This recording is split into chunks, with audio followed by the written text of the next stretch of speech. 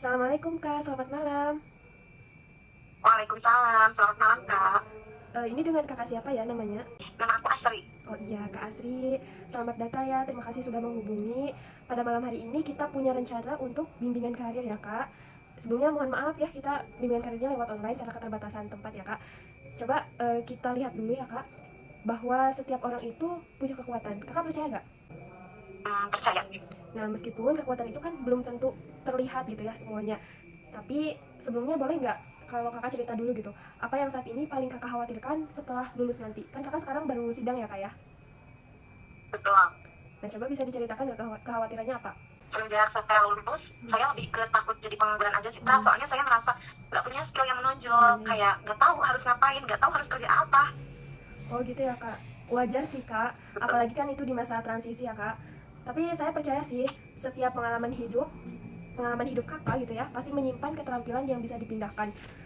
Kita coba mulai dengan mengenali dulu latar belakang kakak ya. Bisa ceritakan pengalaman hidup atau organisasi apa yang pernah kakak ikuti gitu, entah itu pengalaman yang baik ataupun pengalaman yang buruk. Waktu saya di pesantren sih Kak, saya pernah jadi koordinator kegiatan Ramadan. Saya atur jadwal, koordinasi sama teman-teman, dan bikin kegiatan harian. Oh gitu ya kak, hebat banget loh kak bisa kayak gitu. Itu contoh konkret dari pengalaman yang membentuk transferable skill. Jadi transferable skill itu dimana pengalaman kita itu bisa membentuk skill kak ternyata. Entah itu pengalamannya baik ataupun pengalaman buruk, itu bisa membentuk skill-skill yang kita tuh apa ya, secara tidak sadar gitu, skill itu terbentuk. Nah, coba kakak analisis skill yang terbentuk dari pengalaman yang tadi kakak ceritakan ya melalui metode STAR. Nah, apakah kakak sudah siap? Boleh. Nah, jadi yang pertama ada, kan STAR itu terdiri dari 4 huruf ya. Yang pertama ada S, yaitu situation. Bisa kakak sebutkan apa aja situasi atau kegiatan yang kakak lakukan pada waktu itu?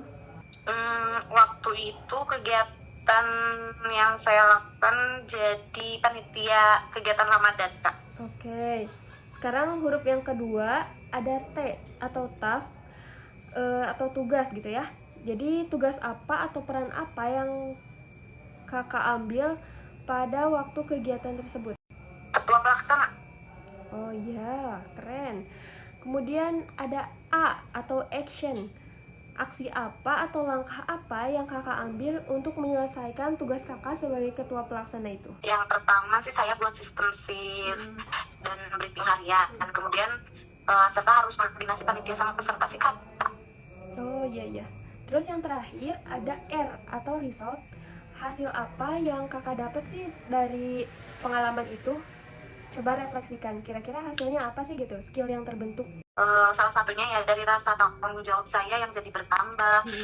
Terus saya mampu manage waktu dan kemampuan komunikasi saya lebih mahir Kak dari sebelumnya. Nah dari situ kan kakak bisa melihat ya kak, ternyata kakak itu punya banyak skill yang tidak kakak sadari gitu. Nah jadi sebenarnya kakak itu bukan nggak punya skill, kakak nggak usah takut nggak punya skill gitu, karena sebenarnya kakak punya gitu. Kakak itu nggak unskill loh, tapi mungkin selama ini kakak belum menyadarinya begitu. Benar-benar saya baru sadar ternyata pengalaman saya juga bisa dihitung sebagai skill ya Kak.